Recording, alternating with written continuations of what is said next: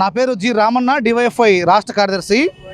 రాష్ట్ర ప్రభుత్వం గత 2 ఏళ్ల నుంచి ఊరిస్తూ నిరుద్యోగుల్ని ఉత్సాహపరుస్తూ వచ్చింది. జాబ్ క్యాలెండర్ ఇస్తామని చెప్పి నిన్న ఉగాది రోజున నిరుద్యోగులకు నిరాశ కలిగించింది జాబ్ క్యాలెండరు. కేవలం 10,060 పోస్టులు ప్రకటిస్తున్నట్లు ట్విట్టర్ ద్వారా లోకేష్ గారు ప్రకటించారు. కానీ ఈరోజు రాష్ట్రంలో గత కొంతకాలం నుంచి 1,00,000 పోస్టులు భర్తీ చేస్తామని చెప్పారు, 1,50,000 అని చెప్పారు, అంతకుముందు 2 లక్షలు అని చెప్పారు. దాంట్లో కనీసం సగమైన వస్తాయని చెప్పి నిరుద్యోగులు ఆశలు పెట్టుకుంటే ఆ ఆశల మీద నిన్న ప్రభుత్వ ప్రకటన నీళ్లు వెళ్ళినట్టుగా ఉంది. ఇప్పటికైనా రాష్ట్ర ప్రభుత్వం మేము విజ్ఞప్తి చేస్తున్నాం. గతంలో మొదట్లో ఎట్లయితే మెగా డిఎస్సీ అని చెప్పి 16,000 ఉద్యోగులు ఇచ్చారో కనీసం దీంట్లో ఒక 50-60 ఉద్యోగులు ఉంటాయని చెప్పి నిరుద్యోగులు ఆశపడ్డారు. కానీ ఈరోజు మొత్తం ఖాళీలతో పోల్చినప్పుడు ఓన్లీ 2-3% మాత్రమే ఈరోజు ఈ 10,000 ఉద్యోగాలు ఉన్నట్టుగా కనిపిస్తోంది. ఇప్పటికైనా రాష్ట్ర ప్రభుత్వం జాబ్ క్యాలెండర్ ప్రకటించో దాన్ని రీషెడ్యూల్ చేసి 1,00,000 పోస్టులతో తగ్గకుండా జాబ్ క్యాలెండర్ ప్రకటించాలంటే మా డిమాండ్. అట్లాగే ఈరోజు శాఖల వారీగా చూసుకున్నప్పుడు పోలీస్ శాఖలో దాదాపు 10,000 చివరిగా లాస్ట్ టైం మాట్లాడినప్పుడు హోంమంత్రి గారు మొదట 19,000 అన్నారు, ఆ తర్వాత 16,000 అన్నారు, తర్వాత 11,000 అన్నారు, చివరిగా 10,000 ఖాళీలు ఉన్నాయి పీసీ పోలీస్ కానిస్టేబుల్ అని చెప్పి అన్నారు. ఈరోజు చూస్తే పట్టుమని 1,790 అంటే 2,000 పోస్టులు కూడా ఈరోజు జాబ్ క్యాలెండర్లో అన్ని విభాగాలు కలుపుకున్నా లేవు. అట్లాగే డిఎస్సి తర్వాత బోలెడన్ని ఖాళీలు ఉన్నాయి. ఇప్పుడు ప్రభుత్వం చెప్తున్న లెక్కల ప్రకారమే రేపు జూన్ నాటికి రిటైర్డ్ అయ్యే వాళ్ళ సంఖ్య 6,000 ఉంది. మరి ఆ పోస్టులన్నీ ఎక్కడ పోయాయి? మొత్తం కలిపి 2,500 పోస్టులు ఈరోజు డిఎస్సి ద్వారా భర్తీ చేస్తామన్నారు. అందులో స్పెషల్ డిఎస్సి అని చెప్పి 7 కేటాయించారు. వాస్తవానికి సుప్రీంకోర్టు గైడ్లైన్స్ పోయిన సంవత్సరం చెప్పింది 2,260 పోస్టులు స్పెషల్ ఎడ్యుకేషన్ డిఎస్సి ఇవ్వాలని చెప్పారు.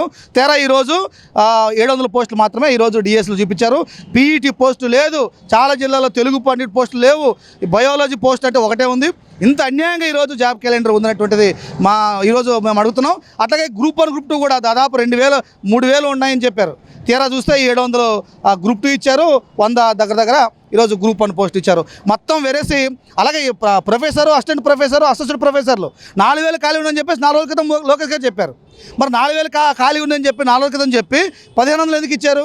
ఒకవైపు యూనివర్సిటీలు నిర్వీర్యం అవుతూ ఉంటే వాటికి నిధులు కేటాయించకుండా పోస్టులు భర్తీ చేయకుండా యూనివర్సిటీలు ఎట్లా సర్వే అవుతాయనేటువంటిది మా డిమాండు. అంటే పశుసంవర్ధక శాఖలో కూడా ఈరోజు పశు సంపదలోనే దేశంలోనే అగ్రగామి ఉందని చెప్పి ప్రభుత్వాలు ప్రకటనలు ఇస్తుంది.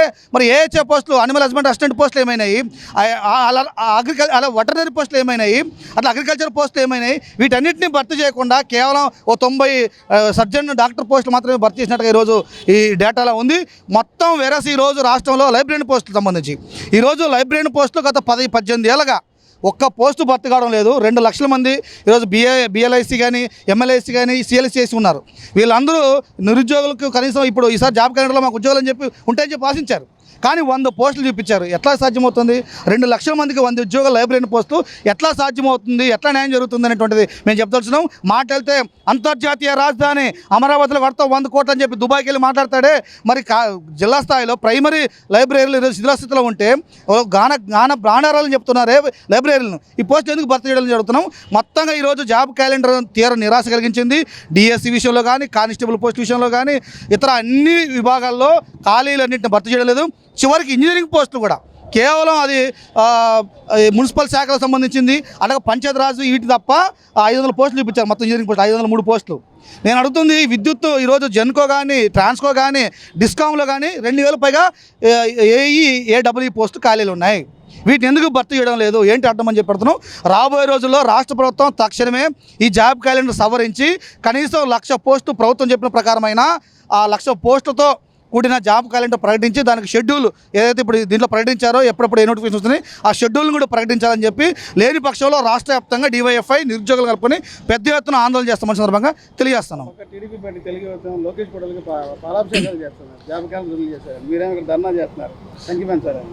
చాలా సిగ్గుచేటండి. ఎందుకంటే ప్రభుత్వం 2 ఏళ్ల నుంచి ప్రతి ఏటా జనవరిలో జాబ్ క్యాలెండర్ అని చెప్పారు. లోకేష్ గారు అనేక సందర్భాల్లో ఎన్నికల ముందు చెప్పారు. వాళ్ళు చెప్పిందే మేము అడుగుతున్నాం. మేము చెప్పింది ఏది కూడా ఇప్పుడు 10,000 ఖాళీలు ఉన్నాయని చెప్పేసి పోలీస్ కానిస్టేబుల్ మేము చెప్పలేదు. హోంమంత్రి గారు స్వయాన అసెంబ్లీలో చెప్పారు. అట్లాగే ఈరోజు ముఖ్యమంత్రి గారు కూడా ప్రకటించారు ఈ మధ్య. ఏంటని 6,23,000 ఉద్యోగాలు ఇచ్చాము మొత్తం రాష్ట్రంలో ఇప్పటిదాకా 2 ఏళ్ల కాలంలో అన్నాడు. మేము అడుగుతున్నాం, ఈ కానిస్టేబుల్ 6,100 తప్ప, అలాగే 15,093 డిఎస్సి తప్ప ఇంకేం ఉద్యోగాలు ఇచ్చారో లిస్టు పెట్టండి. ఈరోజు నైపుణ్య అభివృద్ధి అని చెప్పారు, స్కిల్ డెవలప్మెంట్ సెంటర్ పేరుతో 90,000 అని చెప్పారు. అన్యాయం అసలు.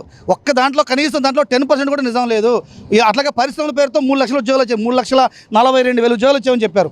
పరిశ్రమల పేరుతో జరుగుతుంది రాష్ట్రంలో ఏంటంటే భూముల్ని పెద్ద పెద్ద కార్పొరేట్లకు కారు చౌకగా చెప్పారు కదా లోకేష్ గారు, 99 పైసలుగా కాదు, అవసరమైతే ఫ్రీ అని అన్నాడు.